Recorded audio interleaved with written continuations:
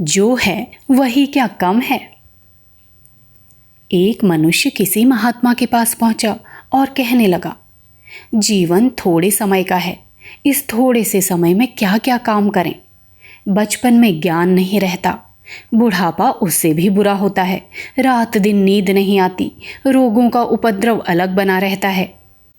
युवा अवस्था में परिवार का भरण पोषण किए बिना काम नहीं चलता, तब भला ज्ञान कैसे मिले। लोक सेवा और परोपकार कब किया जाए। इस जिंदगी में तो कभी समय मिलता हुआ दिखता ही नहीं। ऐसा कहकर वो व्यक्ति और खिन्न होकर रोने लगा। उसे रोता हुआ देखकर महात्मा भी रोने लगे। तब उस आदमी ने पूछा, आप क्यों रोते हैं। महात्मा ने कहा, क्या करूं बच्चा, खाने के लिए अन्न चाहिए, लेकिन अन्न उपजाने के लिए मेरे पास ज़मीन ही नहीं है। मैं भूख से मर रहा हूं।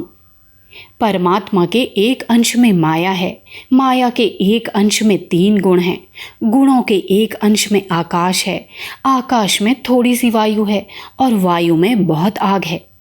आग के एक भाग में पानी है, पानी के 100वें अंश में पृथ्वी है। पृथ्वी के आधे हिस्से पर पर्वतों का कब्जा है। नदियों और जंगलों को जहाँ देखो वहाँ बिखरे पड़े हैं। मेरे लिए तो भगवान ने ज़मीन का एक नन्हा सा टुकड़ा भी नहीं छोड़ा।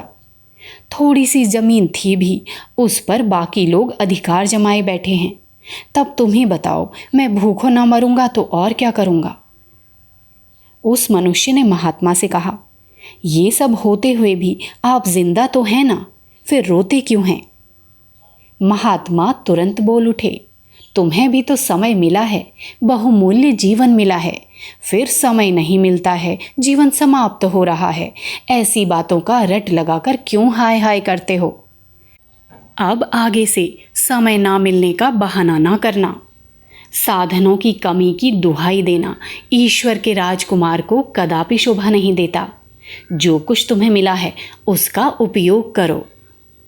संदर्भ पुस्तक प्रज्ञा पुराण भाग 1, लेखक पंडित श्री राम शर्मा आचार्य।